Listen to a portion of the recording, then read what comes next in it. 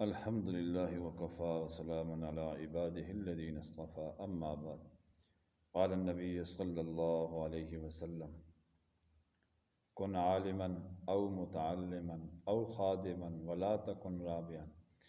نبی اکرم صلی اللہ علیہ وسلم کا ارشاد مبارک ہے کہ تم عالم بنو، اگر عالم نہیں بن سکتے تو طالب علم بنو، اور اگر طالب علم نہیں بن سکتے تو ان دونوں کے خادم بن جاؤ، خدمت گار بن جاؤ۔ ولا تکن رابعا، چوتھے نہ بنو۔ چوتھے مراد یہ ہے کہ ان سے عداوت اور بغض اور نفرت کرنے والے نہ بنو۔ اس حدیث مبارکہ میں عالم بننے کی ترغیب دی گئی ہے، پھر جو عالم کے ساتھ متعلق ہوتا ہے شاگرد ان کا، اگر کوئی بندہ عالم نہ بن سکے وہ طالب علم ضرور بنے، اور اگر عالم اور طالب علم بھی نہیں بن سکتا تو ان کا خدمت گار ضرور بنے کہ ان کا مقام و مرتبہ بہت اونچا ہے، تو ان کا خدمت گار بن جائے۔ اور چوتھا نہ بنے، فرمایا کہ چوتھا نہ بنے۔ چوتھے سے مراد یہ کہ ان کے ساتھ دشمنی رکھنے والا، نفرت کرنے والا، بے ادبی اور بے حرمتی کرنے والا نہ بنے۔ ایک حدیث میں یہ آتا ہے کہ عالم کے لیے تمام جاندار مخلوق، چرند پرند ہوا جتنے بھی ہیں، وہ دعائے مغفرت کرتے ہیں۔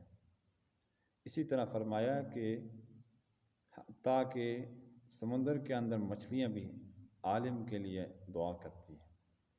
اور اسی طرح ایک حدیث میں یہ آتا ہے الا ان الدنیا ملعونۃ وملعون ما فیہا، دنیا اور اہل دنیا جو کچھ بھی ہے یہ سب اللہ کی رحمت سے دور ہے، یہ ملعون چیز ہے۔ آگے کچھ چیزوں کا استثناء کر دیا الا ذکر اللہ وما والا وعالم او متعلم۔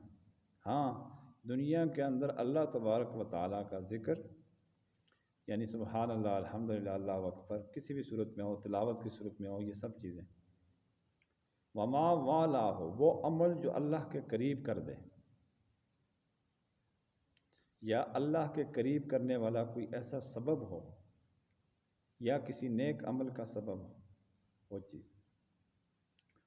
وعالم او متعلم، اور عالم اور طالب علم، چار چیزیں بتائیں، اللہ کا ذکر، اللہ کے قریب کرنے والی چیز، عالم اور طالب علم۔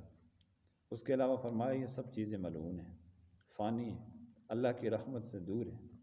اللہ کی رحمت کے قریب یہ چار چیزیں، ان میں سے ایک عالم اور طالب علم بھی ہے پہلی حدیث کے اندر، جس کے بارے میں ترغیب دی گئی ہے کہ یا کہ تم عالم بنو، یا تم طالب علم بنو، یا ان کے خدمت گار ضرور بنو، اور ان کی ساتھ دشمنی نفرت کرنے والے نہ بنو۔ اللہ تبارک و تعالی ہم سب کو عالم بننے کی، طالب علم بننے کی، ان کی خدمت کرنے کی، ان کے ساتھ محبت کرنے کی توفیق عطا فرمائے۔ وآخر دعوانا ان الحمد للہ رب العالمین۔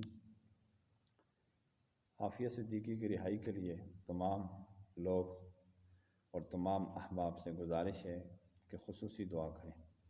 کچھ دن کے لیے، کچھ راتوں کے لیے اگر ہم موبائل کو چھوڑ دیں یا کوئی اور جتنی بھی دنیاوی مصروفیات ہیں ان کو ہم چھوڑ دیں اور دعا میں لگ جائیں، تو امید ہے کہ اللہ تبارک و تعالی ہماری دعاؤں کو قبول فرما کر، شاید کسی کی دعا کو قبول فرما کر اس بہن کے لیے کوئی رہائی کے اسباب پیدا فرما دے۔ آمین۔ وآخر دعوانا ان الحمد للہ رب العالمین۔